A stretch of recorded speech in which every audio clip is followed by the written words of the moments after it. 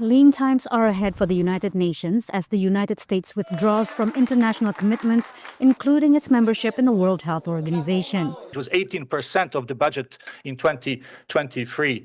And as I said, the U.S. is the largest single donor. On Monday, his first day in office, President Donald Trump signed various executive orders, including one to exit the U.S. from the UN's Paris Agreement, an international climate accord.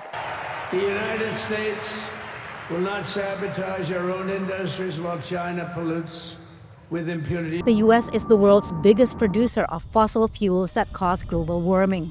It's also the largest financial contributor to the UN.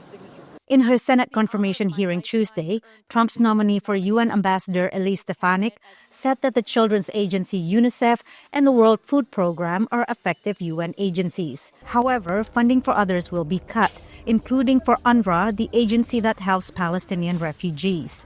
Our tax dollars should not be complicit in propping up entities that are counter to American interests, anti-Semitic, or engaging in fraud, corruption, or terrorism. When Trump reduced funding for many UN agencies in 2017 during his first term, European Union countries stepped up financially.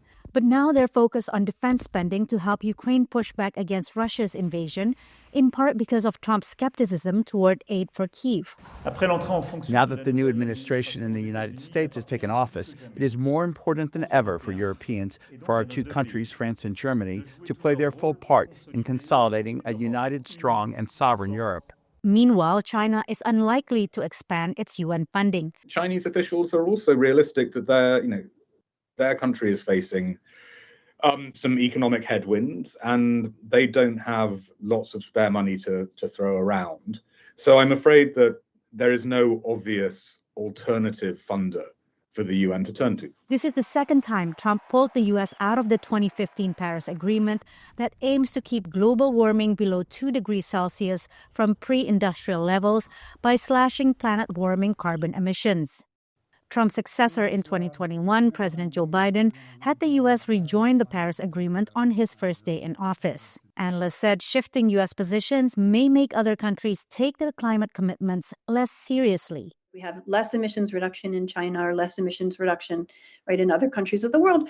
Those countries, failing to reduce emissions as a part, reflecting on the U.S. example, will create damages that will affect the U.S. economy. The damages are global. Climate activists protested Trump's decision. Once the withdrawal takes effect next year, the U.S. joins Iran, Libya, and Yemen as the only UN countries not part of the climate agreement. Patsy, Widakuswara, VOA News, Washington.